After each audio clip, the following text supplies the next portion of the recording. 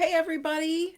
I believe we are live. That's what my computer is telling me. I want to say I am terribly sorry that I am terribly sorry that I was unable to join you guys. I was unable to join you guys yesterday. I was just not feeling very well and was very, very nauseous from all the post-COVID heart stuff. So please forgive me, but I am here now, and if you happen to see me on, please jump on. If you are catching this in replay, which I'm sure most of you will, do me a favor and just leave comments and ask questions, and I will type back as I get them. And it's always best if you tag me because then Facebook lets me know that you've left a message. So if you've got a burning question on today's live, go ahead and just give me a tag. All right. And be sure to type replay to let me know that you're here because I do always love that. It's so much fun. And I hope everybody is doing well. Can you believe we are almost at the end of February? Like, how crazy is that? We've had another snow day here in Illinois, so more of an ice day. So again, I am tucked inside, and once I'm done here, I think I'm going to go downstairs and make a fire, and I would love to know what you all are doing. All right. So, welcome to today's live. I am Amy, your chronic pain coach, in case you completely forgot. And today we're going to be talking about how to get moving when you don't know how. I know for a lot of us, we have been really sedentary for a really long time because the pain has been so bad that we haven't been able to exercise. And so there's a few things that I want to go over with you to make sure we're all on the same page, right? Because I know we've had a lot of new people join us, and I just want to make sure we're kind of all operating with some of the same information. So the first thing is I am talking about chronic musculoskeletal pain, okay? Back pain, shoulder pain, neck pain, SI joint pain, that kind of stuff, right? Your scans have come back. They're basically clear. There's nothing to get super excited about. Nobody wants to immediately cut you open or immediately stick you in the hospital because we need emergent surgery. We're talking chronic pain, so pain that has lasted past the point of tissue healing. Some people say 3 months, some people say 6, some people say a year. Take your pick. I generally say 6 months. So if you've had pain in the same area 6 months or more, it is highly unlikely that that pain is related to tissue damage. It is far, far more likely that that pain is related to a nervous system that is upset. And we have talked about that. If you would like more information, I do have a free class. If you have not watched that yet and you would like to, please just type free class in the comments and I will be happy to send you the link to that. Okay, so we're talking about musculoskeletal pain. We're not talking about cancer pain. This would apply to fibromyalgia as well. These rules do not apply to chronic fatigue syndrome, ME. Like, that is a different bird, and we need to get specific about that. So if you have chronic fatigue syndrome and would like some input on how to get back to being active and you're sedentary right now, please send me a PM and we can talk about that privately. But I want it to be noted that pushing into pain and pushing into exhaustion with that is well, it's not a great plan. It's not a great plan. So we gotta work at that a different way than just, regular chronic pain, if you will. All right. So some of the mistakes that we make when we decide, all right, that's it, right? You get that roar and you're angry or you're tired or you're like ready to take your life back. And so you decide that you're going to do whatever it is that you used to do, right? And you're going to go back at it because maybe you've decided there's nothing wrong, so you should be able to do this exactly the same way that you used to, or you forget that 5 years have passed and you're a different age and a different shape and and things are different. There's a lot of reasons why we do this. Maybe you're just bound and determined, right? Like you're just like, nothing's going to get in my way anymore. I'm just doing this, right? So we go and we decide we're putting in a full hour at the gym, or we're going for, we used to walk for 3 miles, so we're going to go for a 3-mile walk or a 2-mile walk, even though we haven't done any walking in 2 years. Um, yeah. So then, or we're going to clean the whole house because the whole house needs cleaned, right? So I'm not just talking about exercise. I am also talking about activity. You're sitting in bed and you're staring at your closet and you decide that's it, the whole closet needs a remodel. I'm taking everything out, I'm refolding every article of clothing I have, I'm organizing everything, right? And it's going to take me 4 hours to do this, even though I haven't physically moved consistently for 4 hours in 6 months, right? So when I say moving again, I literally mean activity, right? So it can be swimming, running, jogging, lifting weights, doing the gymmy things, right? Going to a yoga class, going to a Pilates class, going to the thing at the gym, working with the personal trainer, like, right? It can be that, or it can be tidying up the house. It's scrubbing the floors on your hands and knees. Like it can be household stuff. It could be going out to eat with the girls, but you haven't sat for 2 hours in God knows how long, right? Without your special cushion or your special chair or whatever. So these are all things that we choose to do that I consider movement that we do too much too soon without like training for. And I get that that probably sounds a little ridiculous. Like, Amy, what are we training for? Well, when we've been sedentary or locked in our houses or, you know, had COVID or whatever, or have chronic pain, we have, our bodies are no longer used to doing what they were used to doing, which means we have to train back up to that level. That's just the way that it is. It's the way tissue works, right? So we forget to pace, we do too much too soon, and then you hear things like, and now I'm paying for it, right? You're being punished.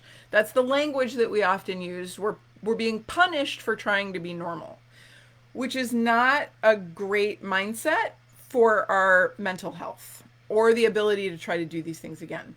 So I'm going to ask you listening to kind of keep an eye on that. Do you believe you're being punished for trying to do things, or do you have a different way to express that? I would love to know how you express the idea of a flare-up after activity. I had a former student tell me that she learned a new phrase, and that was temporary increase in symptoms, and I loved that. Loved that. I usually refer to it as a flare. I don't always love that. Temporary increase in symptoms is much better. But yeah, so think about how you internalize the pain that comes after doing way more than you have been, right? Because the reality is you felt good enough to try it. So there's a win there. There's a win in there if you can find it. Some of the other mistakes that we make when it comes to movement is we lock ourselves in movement prison. And usually that comes at the behest of a provider that has told you to stop, fill in the blank. Stop running, stop swimming, stop. Does that hurt? Yes, don't do that, right? So, yeah, or be careful when you fill in the blank, right? So those are different ways that we can end up in movement prison, and then we actually become afraid to move because we're afraid we're going to break the rules. We're afraid we're going to do something to hurt ourselves. And I'm just going to tell you this right now. We are far more robust than be carefuls. Especially, and again, this is when nothing crazy has been found on your scans. You're not going to blow discs out your back if they're bulging or irritated or degenerating. Like, you're good. You're good. You're safe. It'll be okay. We're going to go slow, right? And that'll be the next half of the talk. So if you're like, okay, well, thanks for telling me all the stuff I'm doing wrong. How do I fix this? We're getting there. In addition to all the don'ts, there are also those physical therapists that overdo it on the cueing and the how to do it right. So, you know, that you got to tighten your tummy before you stand up out of your chair, or you got to exhale before you do the thing, or don't forget to turn on your core. Don't forget to turn on your glutes, right? We're so focused on turning on these muscles that movement actually becomes more difficult because that is not how the brain works. I have picked up my glass of water multiple times during this video because I am insanely thirsty, but I don't think about what muscles I need to bring the jar to my face, right? Or what muscles I need to open my mouth, to swallow, to digest my water, right? Like, we don't think about that stuff. The brain is very, very sophisticated. It's more than happy to do that on its own. It does not need our help. So when we think about turning on the glutes, turning on the glutes, turning on the glutes, activating our core, turning on that right multifidus at level 5, right? All of that stuff makes us less efficient. Less efficient. So, thinking about turning things on or doing things just right, like having that perfectionist mentality, these are things that sidetrack our ability to get moving again and to like really just get into movement. So you're like, okay, that's great. Thanks for sharing, Amy. We're going to have an attitude of curiosity. That's what I'm going to ask for. So step 1 is have an attitude of curiosity towards starting to move again in your life, whether that's daily activities, taking a shower, scrubbing the floor, or deciding that you're going to train for a 5K. Like, more power to you. So the first thing we want to do is we want to have an attitude of curiosity. Second thing we want to do is we want to choose movement we enjoy. When we have been bedbound, couchbound for so long and we have stopped all the things.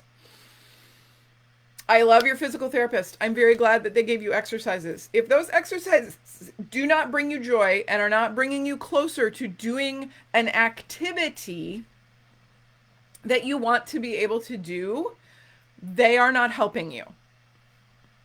I said it.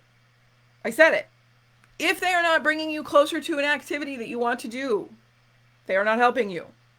So, I want you to choose something that you enjoy doing, because we are far more likely to work towards that if we enjoy it, right? After we choose the activity, we need to find our starting point. So maybe you have decided that, you usually need to be reclined during the day and you want to be able to go have coffee with your friend, but that means you need to be able to sit for 30 minutes and you are only able to sit for 5 before your pain starts to increase. Your starting point is 5 minutes. Let's say you've been going to the gym and you have stopped, you want to lift and you have stopped lifting because you're doing Pilates or yoga or something body weight based, right? So the picking up of the heavy things is something that you're not doing. I need you to decide what movement it is you want to do. You want to do deadlift? That's great. Let's pick up the bar and see how that goes for whatever number of reps you feel you want to try. And then every few days, let's add weight, right? Some people choose to cut weight, time, or reps because that's what we have to vary, right? We've got the amount of time we do something, how many times we do it, and how much weight we are lifting. So whether that is our children or scrubbing the floor or going for a walk or carrying groceries into the house, right? Because I am like, I will take as many bags as I possibly can in one trip. Like, load me up, both arms. Let me go. But when I first started getting better, I couldn't do that because it had been forever since I had gone on a grocery shopping trip. Grocery shopping would be another thing. If grocery shopping normally takes you an hour and you can only walk for 15 minutes, when you start grocery shopping again, you're probably going to need to start at 15 minutes, and that means you're not going to get a full list. Or you start by going to the back of the store and you get what you need back there, and then you check out, right? Like, there are ways to modify even daily tasks because that's movement too. It's not just about going to the gym or the swimming pool if you're me. But you got to know where your starting point is, and then we set boundaries. I loved to swim. Like, I was able to swim for 2 hours. I could swim like 10,000 yards in 2 hours. That's a lot. That's a long way. When I was 18, I could do that. I cannot do that anymore. Once more of my heart stuff is sorted out, I would like to get back in the water with my son. Practices are an hour and 15 minutes. They go about 2 miles. And when I start, I will not start with 2 miles because my cardiovascular endurance is not capable. I'm not really sure what my heart rate is going to do. And so I am going to have to really put boundaries about what I do with swimming. And I'm going to have to decide, okay, if my heart rate goes over X and such for X and such of time, then I need to stop and get out. If, if I'm having runs of SVTs, I need to get out. When I start back to swimming, I will swim for a half hour, and no matter where I am in the workout, I will get out, right? Because when it comes to swimming, I am very driven and I want to perform at a high rate, at a high level, even though my body is not ready. So I'm going to have to put boundaries around what I allow myself to do.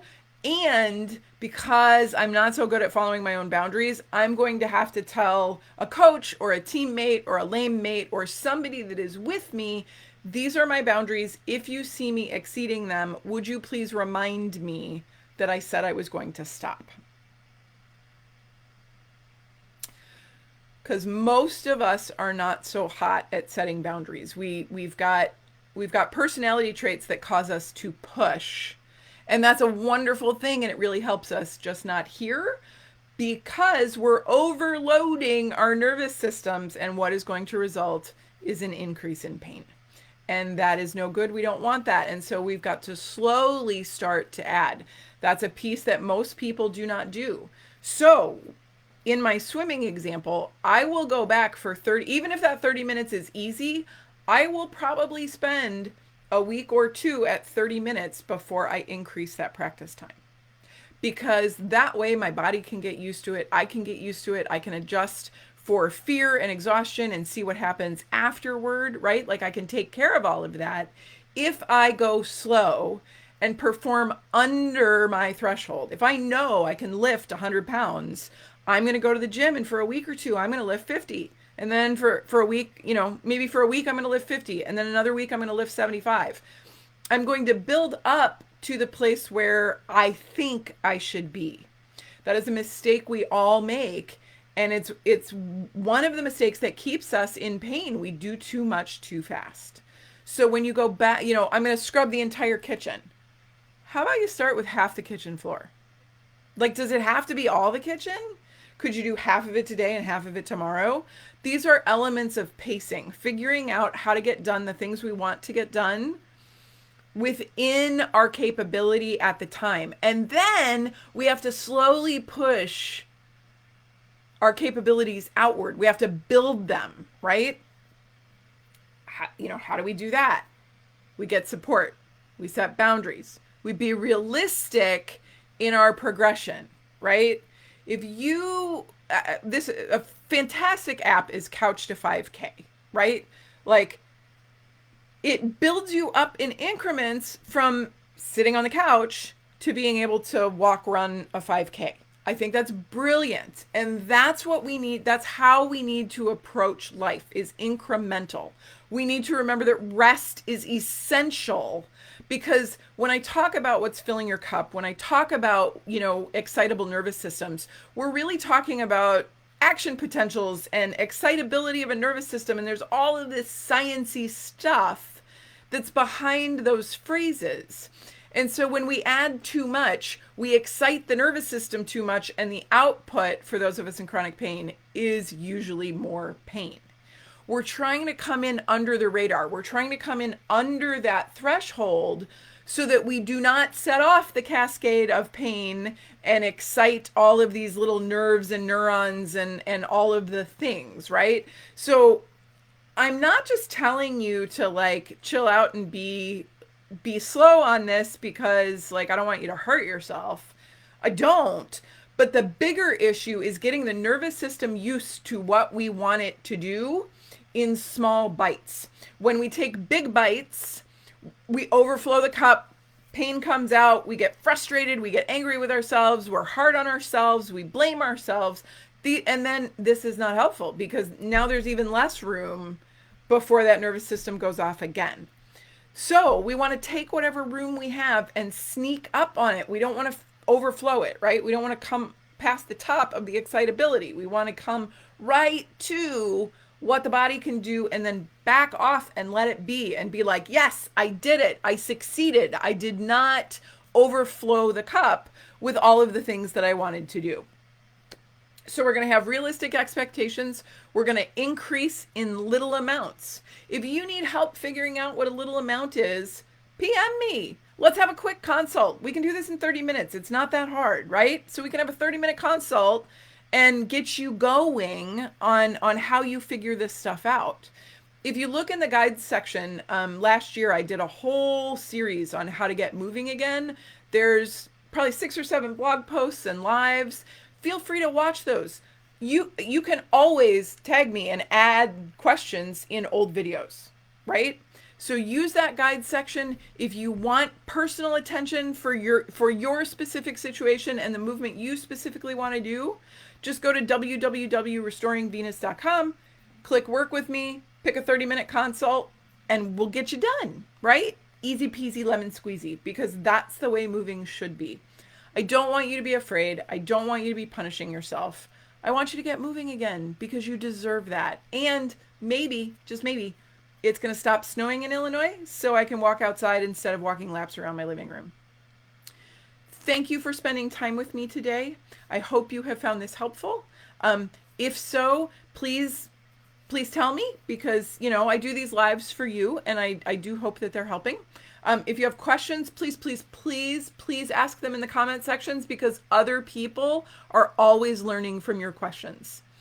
Have a wonderful week, and I will be back next Thursday unless my heart rate is like 180, and then I'll let you know. But we'll have a new topic next week, and I cannot wait to see you all. Have a wonderful day, guys. Bye-bye.